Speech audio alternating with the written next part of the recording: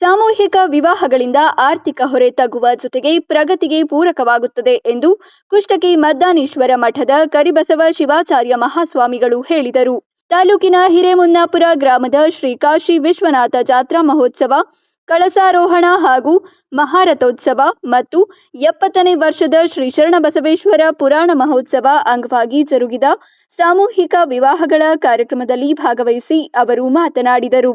ಸಾಮೂಹಿಕ ವಿವಾಹಗಳು ಬಡವರ ಮದುವೆಗಳು ಅಲ್ಲ, ಭಾಗ್ಯವಂತರ ಮದುವೆಗಳು. ಇಂತಹ ವಿವಾಹ ಕಾರ್ಯಕ್ರಮಗಳು ಸಮಾಜಮುಖಿ ಕಾರ್ಯಗಳಾಗಿದ್ದು ದುಂದುವೆಚ್ಚ, ಆಡಂಬರಕ್ಕೆ ಕಡಿವಾಣ ಹಾಕಲು ಸಾಧ್ಯ ಎಂದರು.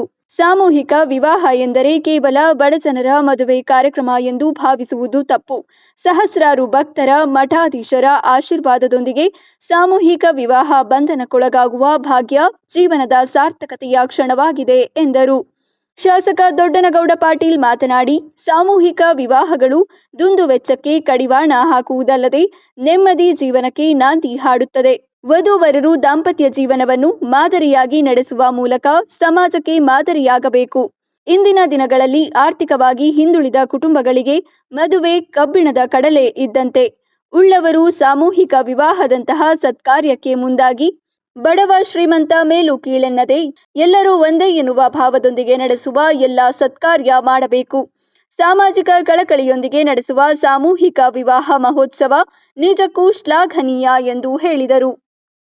ಈ ಸಂದರ್ಭದಲ್ಲಿ ಸಿದ್ಧಲಿಂಗ ಶಿವಾಚಾರ್ಯ ಮಹಾಸ್ವಾಮಿಗಳು, ಚನ್ನಬಸವ ಶಿವಾಚಾರ್ಯ ಮಹಾಸ್ವಾಮಿಗಳು, ನೀಲಕಂಠಯ್ಯ ತಾತನವರು, ಕಲ್ಲಿನಾಥ ಶಾಸ್ತ್ರಿಗಳು, ಬಸವಲಿಂಗೇಶ್ವರ ಶಿವಾಚಾರ್ಯರು, ದೊಡ್ಡ ಬಸವನಗೌಡ ಪಾಟೀಲ್, ಬಯ್ಯಾಪುರ ಸೇರಿದಂತೆ ಸಹಸ್ರಾರು ಜನರು ಭಾಗವಹಿಸಿದ್ದರು.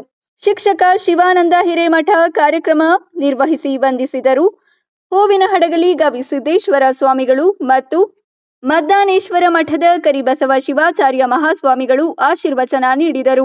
19 ನವಜೋಡಿಗಳು ನವಜೀವನಕ್ಕೆ ಕಾಲಿಟ್ಟರು. ವರದಿಗಾರರು Sharanappa Lainad, Hiremannapura, Chanakya express news bureau, Kushtagi.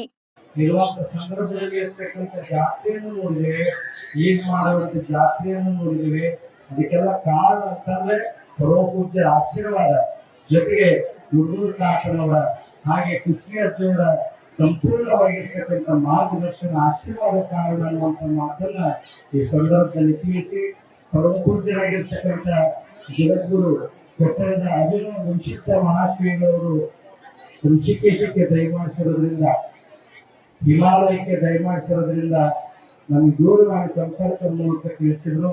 ಮಲ್ಲಾಪುರಕ್ಕೆ ಹೋಗಿ ಆ ಕಾರ್ಯಕ್ರಮದಲ್ಲಿ ಪಾಲ್ಗೊಂಡು ನಮ್ಮ ಆಶೀರ್ವಾದ ಸಂದೇಶವನ್ನು ತಿಳಿಸಿ ಅಲೆ ಹೊಟ್ಟೆಗೆ ಸುಖ, ಶಾಂತಿ, ನೆಮ್ಮದಿಯಾಗಲಿ, ಬೆಳೆ ಸಮೃದ್ಧಿಯಾಗಲಿ ಅನ್ನುವಂಥ ನಮ್ಮ ಮೂಲಕ ಆಶೀರ್ವಾದ ಸಂದೇಶವನ್ನು ತಿಳಿಸುತ್ತಿದ್ದಾರೆ. ಅವರ ಆಶೀರ್ವಾದ ತಮಗೆ ಸಂಪೂರ್ಣ ಇರಲಿ ಎನ್ನುವಂಥ ಮಾತನ್ನು ಹೇಳಿ, ಇನ್ನೂ ಸಹಿತ ಮಕ್ಕಳಿಗೆ ಉತ್ತಮವಾಗಿರ್ತಕ್ಕಂಥ ಸಂಸ್ಕಾರ ಬರಲಿ, ಸಂಸ್ಕೃತಿ ಬರಲಿ, ಸಂಸಾರದ ಛಾಯೆ ಮೂಡಲಿ ಎನ್ನುವಂಥದ್ದು. ಯಾಕಂದ್ರೆ ಮಕ್ಕಳಿಗೆ ಓದುವುದರ ಜೊತೆಗೆ ಅವರಿಗೆ ಆದರ್ಶವಾಗಿರ್ತಕ್ಕಂಥ ಚಿಂತನೆಗಳನ್ನು ಮೂಡಿಸ್ಬೇಕು.